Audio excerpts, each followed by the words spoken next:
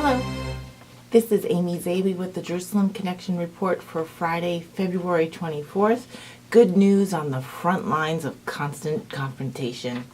Nikki Haley, the newly appointed U.S. ambassador to the UN under President Donald Trump, observed the first or attended her first UN Security Council meeting earlier this week.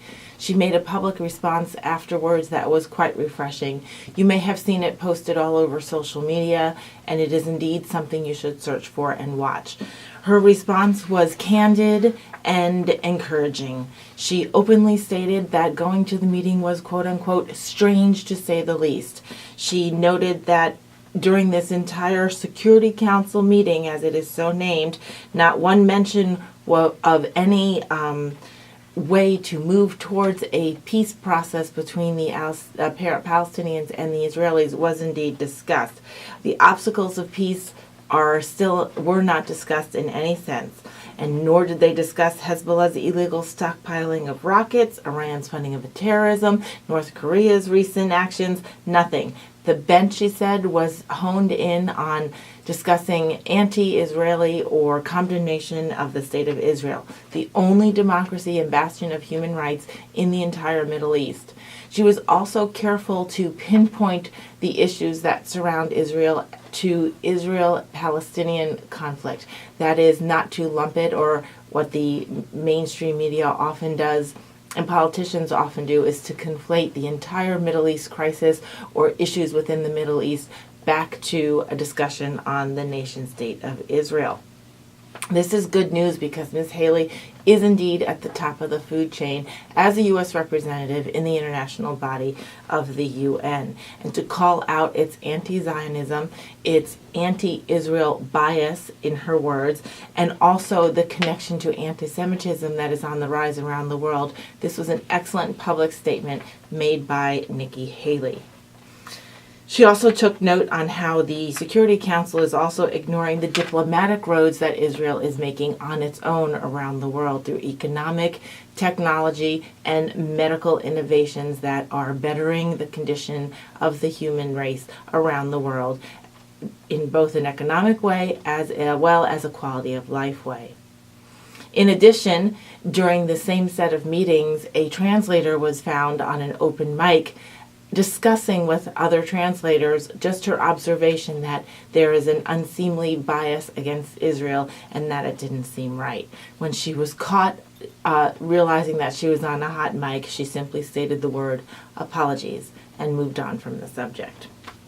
More good news includes the fact that the United Kingdom is furthering its recognition of anti-Semitism and BDS, that is the Boycott, Divest, and Sanction movement on its college campuses, as being an evil on its soil. Two universities in the UK, London City University and Northern Ireland's Ulster University, have shot down BDS measures in the last 2 weeks. At the London City University, the measure was removed from the ballot after the administration said that it violated its anti-discrimination laws. At Ulster University in Northern Ireland, the student body went to vote on the BDS referendum measure, that is, to engage in policies that economically strangle or educationally disengaged from the State of Israel, and the student body voted it down. This is wonderful progress.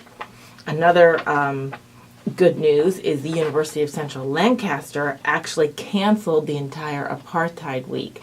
Apartheid Week is something that many colleges around the Western world participate in.